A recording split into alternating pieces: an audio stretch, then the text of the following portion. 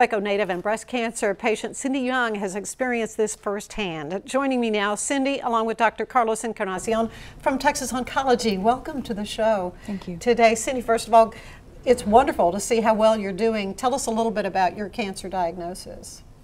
I was diagnosed last June. I found not even a lump, just a sensation. Went to my GP. They didn't seem to think there was anything there, but because I felt that there was something different, they had me go do a diagnostic mammogram and sonogram, and that's when we found there was actually cancer. So, and then I found Dr. Encarnacion, who's been amazing. And so this program that you have, tell us about the clinical trial that she's in. She's participating in a clinical trial called FLEX. That is a trial that will gather data from the genetic standpoint and from the clinical standpoint in order to identify new interactions between genes so that hopefully the development of new therapies can be accelerated and new treatments will be developed quicker than on the usual route. And this is for patients who are really in the early stages? Yes, it is for patients who are stage 1 to 3 with cancer of the breast. The study uses a genomic assay called MammaPrint, which is in the market and is available for different uses, but we use it in this setting.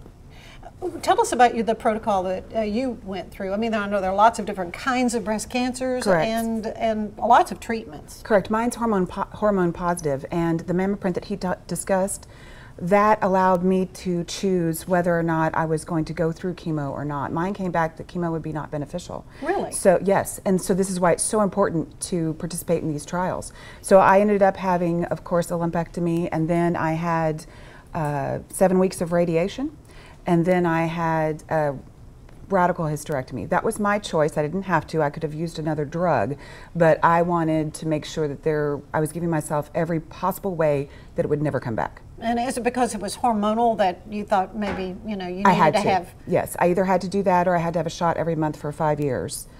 So, yes, and then I also take an endocrine therapy drug as well for 5 years to prevent anything from coming back. Dr. Encarnacion, your thoughts on just why these clinical trials are so important? Well, as you just heard, the idea of clinical trials are multiple. Number one, it allows new drugs to develop.